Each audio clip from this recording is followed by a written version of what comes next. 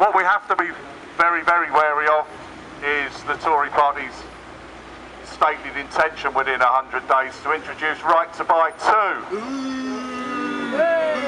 Right to Buy 2 is going to be an absolute and total disaster for affordable social housing for the people, not just of Cambridge, but of many other places. But we'll deal with Cambridge because of the high cost of housing here. That policy will mean that in order to give the discounts to people in housing association homes at the same level as is applied in local authority homes, we will have to start selling properties that are above a median average, valued above a median average price in a given area. 70% of Cambridge City Council stock is estimated to be above that value.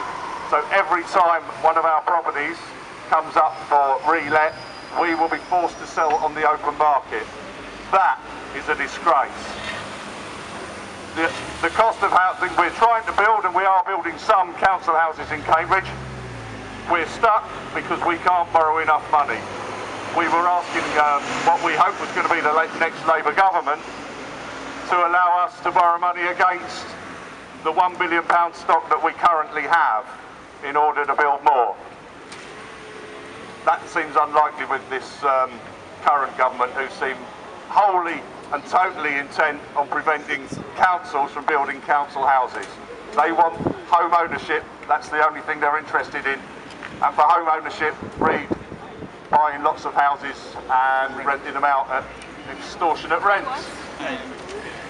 I read somewhere today that the value of the housing in the private sector in this country is now over £1 trillion. Again, that's a disgrace. I'm going to be Charlotte from the London Eastern Youth Committee to say a few words of what the TEC's up to at the moment. Charlotte? Thanks everybody. My name's Charlotte. I'm the chair of Unite the Union's London and Eastern Young Members Committee. And I specifically want to talk about housing for young people and what the housing situation in cities like Cambridge is doing to people who are trying to start their careers, trying to start their lives, to gain some independence from their families. We, as part of the TUC Young Workers Forum, Unite recently participated in a survey of young workers to find out what their housing situation was like.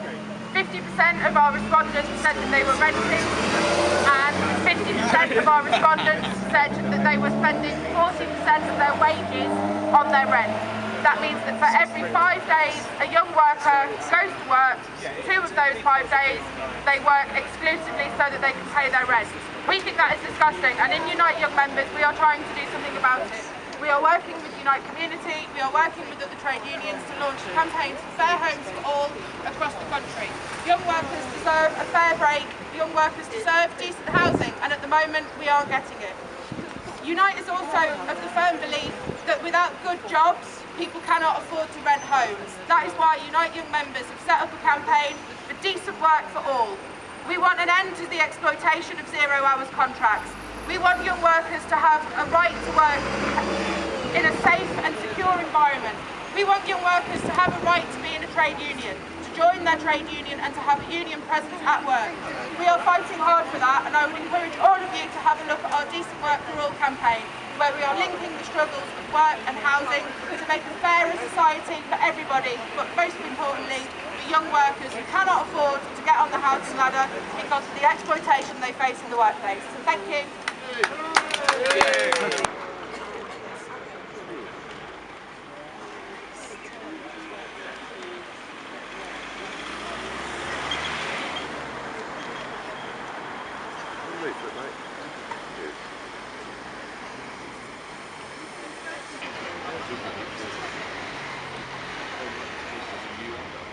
That's why they look at it, you know, the young guy looking at it as well, you know, what they're doing there.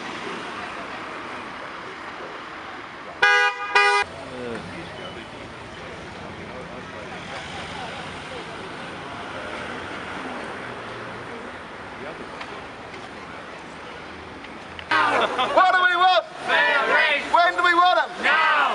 What do we want? Fair rates! When do we want them? Now! What do we want? Fair rates! When do we want them? Now!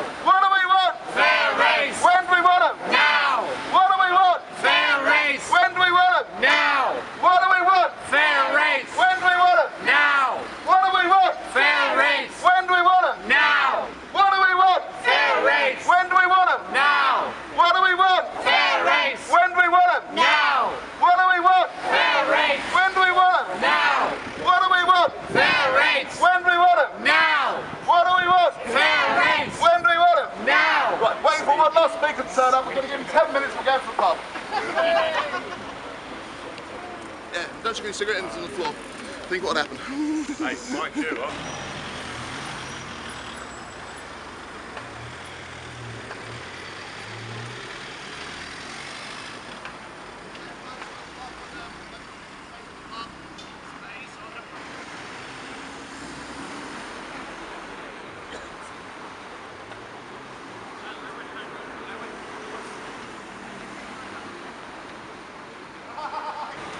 Workers living in a 4-bedroom house and paying £2,200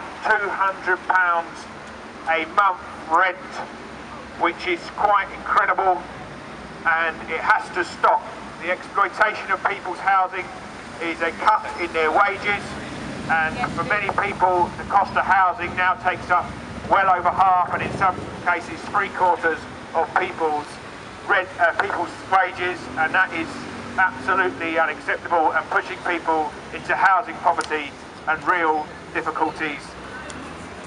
There's several things that I think we need to do, and people can build on this campaign. Today we keep having flash mobs outside letting agents to shame them into what they're doing is wrong. The fees that letting agents charge are just extortionate and unacceptable, and the add-on costs that include charging people for pushing paper around, for checking passports, is exploitative and hits the hardest, the most. There are several things we need to do though. Next Saturday, the 13th, which is 3 weeks away, actually not next Saturday, is a massive housing summit in London, and we're taking a delegation from Cambridge to build for what we hope is a really growing housing campaign. Representatives there from some of the successful campaigns where people have hung on to their homes in E13 and some of the other London campaigns and so forth. It's sponsored by Generation Rent as well as Defend Council Housing and a whole number of local campaigns. So if you want to come down to that, please get in touch with me, and the Trades Council can probably support you if you can't afford to take the train down there. But the other key thing is to link this into the austerity drive. On the Friday morning after the general election, 3 companies saw their 3 different groups of shareholders saw their stocks rise: bankers, property developers, and those in outsourcing companies. So you can see what this government's policies mean for the housing sector. They're going to continue to try and make huge amounts of money out of people's lack of housing. And so it's crucial that it's one of the platforms for the demonstration that we've got with the People's Assembly and sponsored by all sorts of trade unions and other groups in Cambridge. Next Saturday, the 30th, you need to be at the Market Square at 12:30 to put all of these key issues together, and we hope to have speakers from the housing campaign there as well. So spread the word, build a campaign.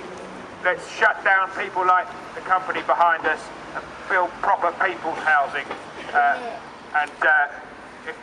If we need to break the law to do that, I think that's what we need to do as well. Put ourselves into squatting houses where they're buying to leave. There are an increasing number of properties in Cambridge where they are just sat empty because it creates more interest than the banking sector, because they're not spending their money on building decent jobs and homes where they should be. Let's fight on! Yay! I just want to say congratulations to you. It's what, 2 weeks since we've seen one of the most reactionary governments since the late lamented Thatcher, elected on 27% of the electorate, and they have the cheek to lecture us in the Labour movement about democracy. And they're making their plans absolutely clear about where they intend to go from here.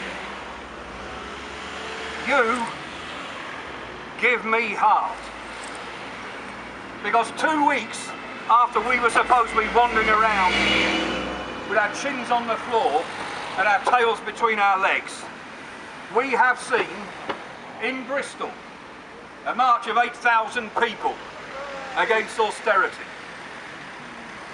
The National Secretary of the People's Assembly got in touch with Bristol to say, good on you, who organised it? We don't know, we're trying to find out. Turned out it was 3 students from a 6th form college. And I think that's particularly apposite here in Cambridge. There are faces here in the crowd that won't remember this, and there are faces in the crowd who will. 12 years ago, when Tony Blair led us into an illegal war and occupation of Iraq, school students in this country led the civil protests.